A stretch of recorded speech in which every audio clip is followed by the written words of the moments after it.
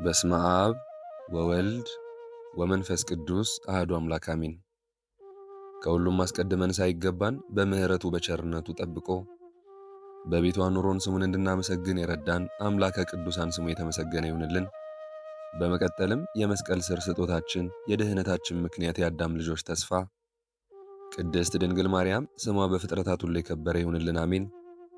ሁላችሁም ክርስቲያኖች እህት ወንድሞች፣ እናት አባቶች፣ እንደዚሁም ልጆች ይልቁንም የድንግል ማርያም ወዳጆች የሆናችሁ ኦርቶዶክሳውያን እንኳን ለዛሬዋ ዕለት በሰላም በጤና ደረሳችሁ አደረሰን። የመላእክት አለቃ የቅዱስ ገብርኤል እንደዚሁም የአባታችን አቡነ ሀብተ ማርያም ጸጋ በረከት ረድኤት ጸሎትና ምልጃ እንደዚሁም ጥበቃቸው ይህንን ከምታደምጡ በአሜነ በረከት ከምትሳተፉ በጸሎት እንድናስባችሁም ዘወትር ከምትጠይቁን ጋር ከሁላችን ጋር ይሁን አሜን። ቅዱስ ገብርኤልን እንደሚከተለው ከተማጸንን ከለመንን በኋላ የዛሬውን ጸሎት ምስጋና ወይንም ቃለ እግዚአብሔር አባታችን በመቀጠል ያደርሱልናል። ለእርሳቸው ምስጢሩን ጥበቡን ለእኛም ማስተዋይ ልቡናን ሲሰጥ የማይሰስት ሰጥቶም የማያልቅበት ልዑል እግዚአብሔር ያድለን። ሰላም እግዚአብሔር ከሁላችንም ጋር ይሁን አሜን። በስመ አብ ወወልድ ወመንፈስ ቅዱስ አሐዱ አምላክ አሜን። አንድ አምላክ በሆነ በአብ በወልድ በመንፈስ ቅዱስ ስም ሰኔ 26 በዚህች ቀን የከበረ የመላእክት አለቃ የገብርኤል በዓሉ ነው። እንደዚሁም ኔቅሎን በሚባል አገር በፊዮመ ገዳም ቤተ ክርስቲያኑ የተከበረችበት ነው። በውስጧም ከቤተ ክርስቲያኗ የጣራ እንጨት ብዙ ተአምራት ይገለጽ ነበረ። ጽጋብ በሚሆንበት ጊዜ በዚያች ዓመት ውሃ ይንጠፈጠፋል፣ ረሃብ ከሆነ ግን ላብ እንኳ አይታይም ነበር። የዚህ የከበረ የመላእክት አለቃ ገብርኤል ተአምራቶቹ ብዙ ናቸው። ለእግዚአብሔር ምስጋና ይሁን፣ እኛንም በአማላጅነቱ ይማረን፣ ረድኤቱም ከእኛ ጋር ትሁን ለዘላለሙ አሜን። በስመ አብ ወወልድ ወመንፈስ ቅዱስ አሐዱ አምላክ አሜን። አብሳሬ ትስብእት ቅዱስ ገብርኤል ሆይ መልካም ዜናን ማብሰር ልማድ ነውና መልካሙን የምሥራች አብስረን። ሊቀ መላእክት ቅዱስ ገብርኤል ሆይ የጸሎታችን ለዛ በአምላክ ፊት የተወደደ ይሆን ዘንድ ጸጋ ጸሎትህን አድለን። ቅዱስ ገብርኤል ሆይ ኢትዮጵያን ጠብቅልን። ቅዱስ ገብርኤል ሆይ ዓለማችንን ባርክልን።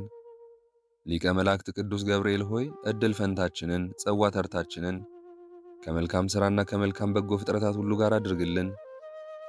ሊቀ መላእክት ቅዱስ ገብርኤል ሆይ አንደበትና ሥራችንን ከስህተትና ከበደል ጠብቅልን። ሊቀ መላእክት ቅዱስ ገብርኤል ሆይ ዕድል ፈንታችንንና አካላችንን አሳምርልን። ለአካሄዳችንና ለሐሳባችን ለአነጋገራችንም አንተ ሞገሱ ነን። ሊቀ መላእክት ቅዱስ ገብርኤል ሆይ ከአስመሳይና ከአሉባልተኛ ሰዎች የአንደበት መርዝ በክንፍ ከልለን። ሊቀ መላእክት ቅዱስ ገብርኤል ሆይ ከቀትር ጋኔንና ከነጣቂ አውሬ ከኃይለኛና ከዘመነ ብርቱ ጉልበተኛም ጠብቀን። ኃያሉ መልአክ ቅዱስ ገብርኤል ሆይ የዚህ ዓለም ጥበብ ተሰውሮብን ያለ ፍሬ በመውጣት በመውረድ ደክመናልና እባክህን አንተ ለየዋሁና ለጻድቁ ነቢይ ዳንኤል የተሰወረውን ምስጢረ ራእይ እንደገለጽክለት ለእኔ ለደካማ አገልጋይክ እንደዚሁም ይህንን ጸሎት ለሚከታተሉ በአሜነ በረከት ለተሳተፉ የተሰወረብንን ገልጸህ ሕይወታችንን አብራልን። መልአካዊ ጥበቃህም ዘወትር አይለየን አሜን። ሊቀ መላእክት ቅዱስ ገብርኤል ሆይ በከበረው ቃል ኪዳንክ በዚህ ዓለም የተሰጠንን ሕይወት ባርከ ሰማያዊት ኢየሩሳሌምን እንወርስ ዘንድ የአማላጅነት ቃል ኪዳንህ ከእኛ አይለየን አሜን።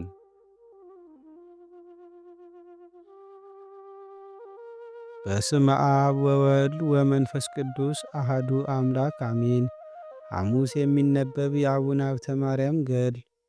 በአብ ስም አምነን አብን ወላዲ ብለን፣ በወልድ ስም አምነን ወልድን ተወላዲ ብለን፣ በመንፈስ ቅዱስ ስም አምነን መንፈስ ቅዱስን ሰራጺ ብለን፣ ምንም ላጠይቁ አካላት ሦስት ብንል በባሕሪ በሕልውና አንድ አምላክ ብለን አምነን ሐሙስ ቀን የሚጸለይ የአባታችን የአቡነ ሀብተ ማርያም ገድል እንጽፋለን። ከዕለታት በአንዱ ዕለት በዓል ከሆነ በኋላ የሀገሩ ሰዎች በልተው ጠጥተው ይዘፍኑ ጀመር። ከበሮ እየመቱ እንዚራ እየነፉ ብዙ ድንፋታ እያደረጉ ሲጫወቱ አባታችን አቡነ ሀብተ ማርያም ሰምቶ ይህ የምሰማው የዘፈን ጨዋታ ምንድን ነው ብሎ አብረውት የሚኖሩትን ልጆች ጠየቀ። ከአገሩ ሰዎች የሚዘፍኑ አሉ አሉት። አባታችን አቡነ ሀብተ ማርያም ሄዳችሁ ይህን እግዚአብሔርን የሚያስቆጣ ሥራ ለምን ትሠራላችሁ? አሁንም ተው በሏቸው አላቸው። መልእክተኞቹ ሄደው ቢነግሯቸው የአባታችን የአቡነ ሀብተ ማርያምን መልእክት ሰምተው በስንፍና ላይ ስንፍናን ጨመሩ። ወደ ቤቱ ፈጥነው ይሄዱ ዘንድ ሰይጣን አሰርቷቸዋልና እየደነፉ እየጮኹ አብዝተው ዘፈኑ። የአባታችን የአቡነ ሀብተ ማርያምን ስሙን እየተሳደቡ እየዘፈኑ ከደጁ ስለደረሱ አባታችን አቡነ ሀብተ ማርያም አዘነ። ስለዚህ በፈጣሪው በእግዚአብሔር ትእዛዝ ተሰውሮ ወጥቶ ወደ ሌላይቱ አገር ሄደ። አባታችን አቡነ ሀብተ ማርያም ከዚያች አገር ወጥቶ ከሄደ በኋላ እነሆ የእግዚአብሔር መልአክ በቸነፈር ያጠፋቸው ዘንድ ታዞ የአገሩን ሰዎች አጠፋቸው። ከዚያች ቀን አስቀድሞ እግዚአብሔር በሕልም ተገልጦ በምትጋደለው ገድል ላይ ምጽዋት መመውጸትን ውደድ አለው። ልገለጽልህ ከወደድክ ተገልጬ እንደወደድክ ቃል ለቃል እነጋገርሃለሁና ስድስቱን ቃላተ ወንጌል ለመፈጸም ምጽዋትን መጽወት። አቡነ ሀብተ ማርያምም ከእንቅልፉ ነግቶ እግዚአብሔር እንዳዘዘው አደረገ። በቸነፈር ደዌ ስለተያዘ ብቻውን በምድረ በዳ ወደሚኖረው ወደ አንድ በሽተኛ ሄዶ ከእርሱ ዘንድ በደረሰ ጊዜ የሚሻውን ሰጥቶ ወደ ቤቱ ተመለሰ። ጌታችን እንዳዘዘው ዘወትር ይሠራ ነበር እንጂ በዚያች ቀን ብቻ ይህን ቸርነት የሠራ አይደለም። በዚያችም ቀን እየጸለየ ሲያመሰግን ዋለ። በመሸም ጊዜ ከሌሊቱ በ3 ሰዓት በቤቱ ውስጥ ሲጸልይ ድንገት እንደ ፀሐይ ያለ ብርሃን በራለት። ጌታችን ኢየሱስ ክርስቶስ የእሳት ክንፋቸውን የሚያንበለብል አእላፍ መላእክት በዙሪያው እንደቆሙ ከእናቱ ከድንግል ማርያም ጋር ተገለጸለት። ያን ጊዜ ልቦናው እየተንቀጠቀጠ ነፍሱ ታወከች። ጌታችን ኢየሱስ ክርስቶስ ግን በቃሉ አጸናው። ለእኔም ለአባ ሀብተ ማርያም በእግዚአብሔር ፊት እንዳሉ መላእክት ከእርሱ ጋር እቆም ዘንድ የእሳት ክንፍ ተሰጠኝ። በበረሩም ጊዜ ከእነርሱ ጋር እበር ዘንድ፣ ወደ ታችም በወረዱ ጊዜ ከእነርሱ ጋር እወርድ ዘንድ እንዲህ ባለ ሥራ ሳለው ከፍ ባለ ሰማይ ላይ የእሳት ጦር የያዘውን መልአክ ቆሞ አየሁ። በእሳቱም ጦር ላይ ከብዙ ጻዕር ጋር በሰይፍ ምላስ አንድ የተሰቀለ ሰው አየሁ። ይህንንም ሰው አንድ ጊዜ ወደ ታች የሚያወርድበት ወደ ላይም የሚያወጣበት ጊዜ አለ። ከእኔ ጋር ያለውን መልአክ ይህ ሰው ምንድን ነው ብዬ ብጠይቀው፣ ይህ ሰው ወንድሙን በሐሰት የሚሳደብ ባልሠራው ኀጢአት የሚያዋርድ ክፉ ስም የሚያወጣ ልዩ ልዩ ስድብ የሚያወራ ነው አለኝ። ጌታችንም መድኃኔ ዓለም በፈለግከኝ ጊዜ በግልጥ ታየኛለህ። ከዛሬ ጀምሮ ለዘላለሙ ከአንተ አልሰወርም። የለመንከኝን ሁሉ አደርግልሃለሁ። ይህ ቃል ኪዳን ለዘላለሙ ይጽናልህ አለኝ። አሁንም ሂድ፣ መልእክተኛዬ ክቡር ሚካኤል የተሰወረው ምስጢር ሁሉ ያሳይሃል አለኝ። ይህንን ቃል በተናገረ ጊዜ የመላእክት አለቃ ቅዱስ ሚካኤል ነጥቆ ወደ ምዕራብ አገር ወሰደኝ። በዚያም ልክ የሌለው የሚነድ የእሳት ባሕር አየው። በውስጡም ብዙ ነፍሳት እየጮኹ ያለቅሱ ነበር።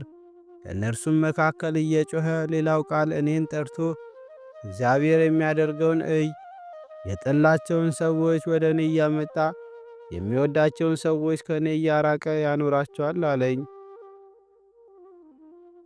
ይህንንም ቃል በሰማው ጊዜ ከእኔ ጋር የነበረ መልአክም ምንም ቃል አትመልስ ብሎ ጠቀሰኝ።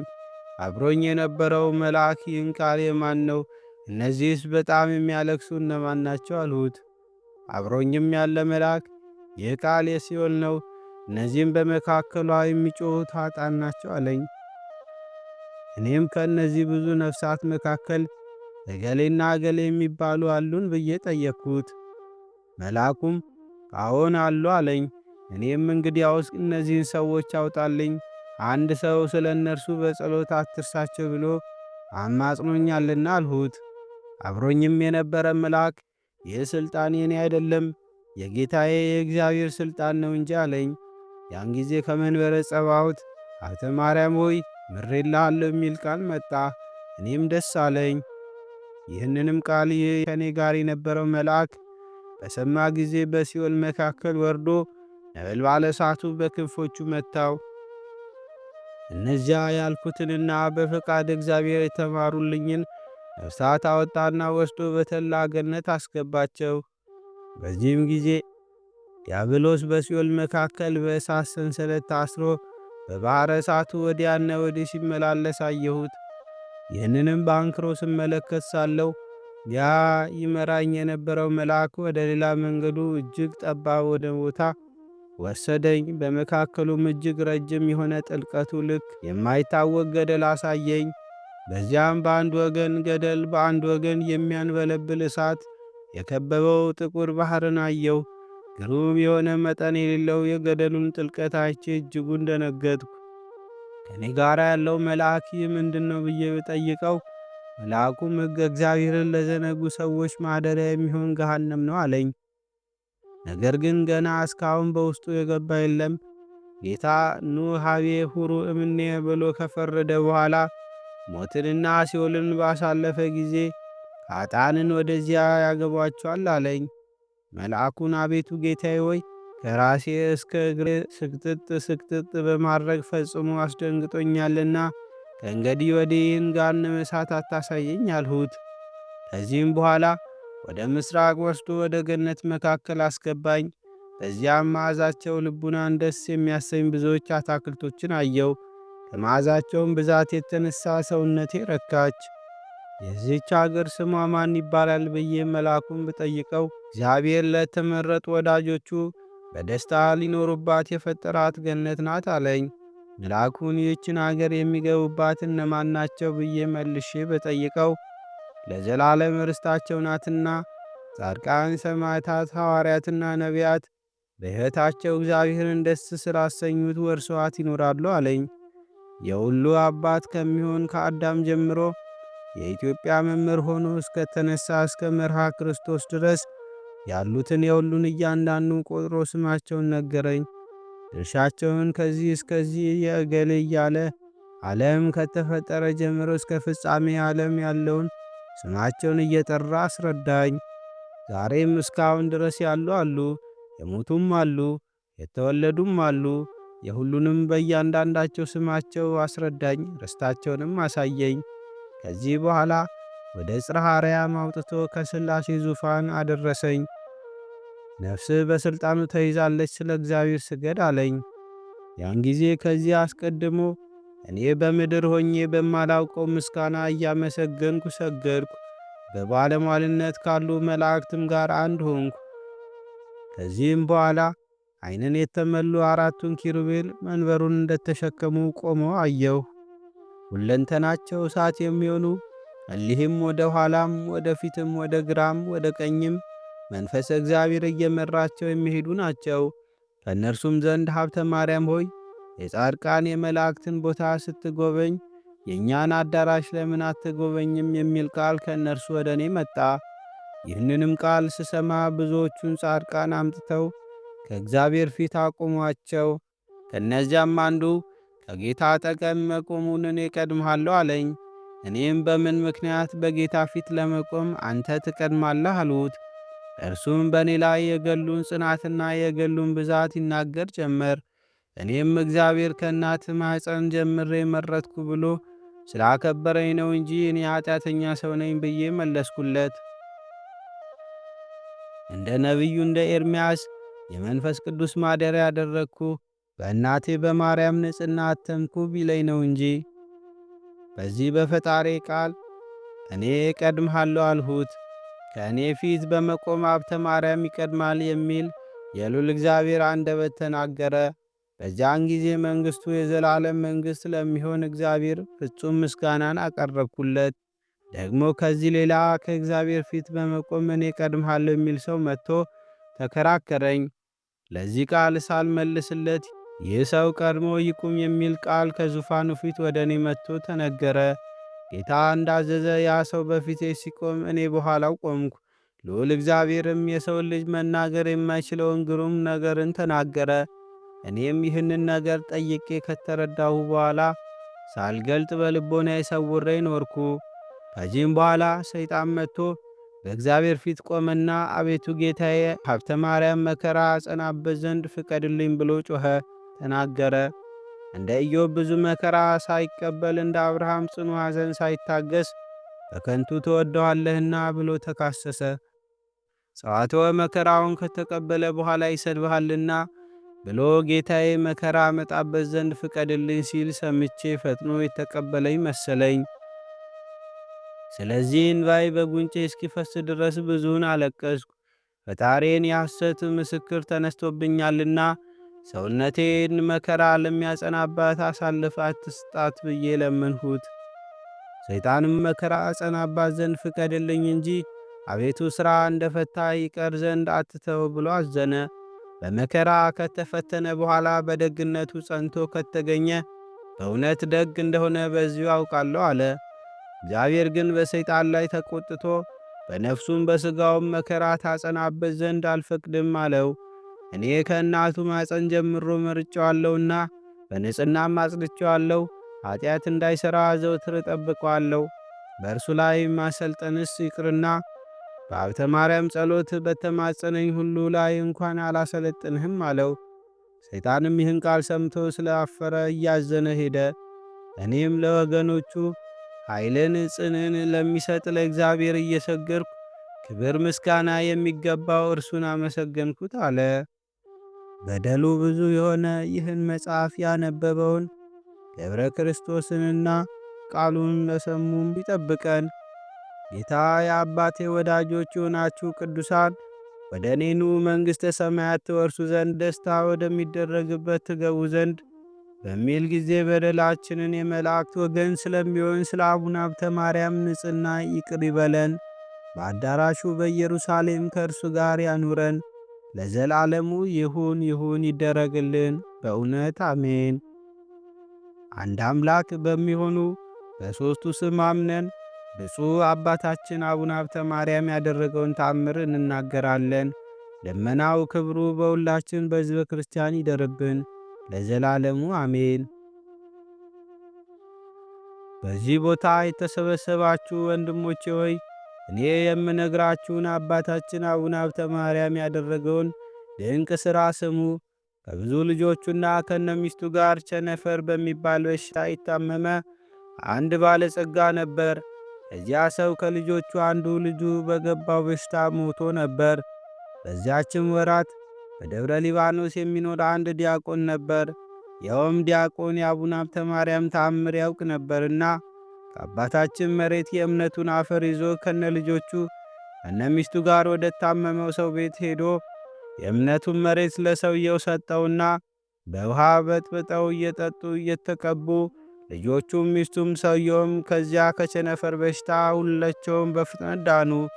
ለዘላለሙ ልመናው ክብሩ ይደርብንና ታምራቱን የሰማን እኛንም ወለተ ኢየሱስ ወጸደ ማርያም ሀብተ ማርያም እንጸተ ማርያም አጸደ ማርያም ወለተ ሥላሴ ፍቅርተ ገብርኤል አስካለ ማርያም ወለተ ማርያም ወለተ ሰንበት ወለተ ሥላሴ ፍቅርተ ገብርኤል እህተ ገብርኤል ኃይለ ገብርኤል ፍቅረ ጊዮርጊስ ኃይለ ሚካኤል አጸደ ማርያም መንበረ ማርያም ወልደ ዮሐንስ ተክለ ጻድቅ አስካለ ማርያም ወለተ ማርያም ወለተ ጻድቅ ወለተ ማርያም እህተ ማርያም ወለተ ሥላሴ ወለተ ገብርኤል ወለተ ጊዮርጊስ ወለተ ዮሐንስ ወለተ ሥላሴ እህተ ሚካኤል ወለተ ብርሃን ራይሻን ይዛና ወለተ ሥላሴ በትረ ማርያም ወለተ ኪዳን ወለተ አና አጸደ ማርያም ፈቃደ ማርያም ወለተ ማርያም ወለተ መድህን አመተ ኢየሱስ ወለተ ሚካኤል አምደ ሚካኤል አስካለ ማርያም ኃይለ ገብርኤል ኃይለ ሚካኤል ገብረአብ ኃይለ ገብርኤል ወለተ ሥላሴ ማሪቱ ኃይሉ ወለተ ሰንበት አቡነ ሀብተ ማርያም እንደነዚሁ በነፍስ በሥጋ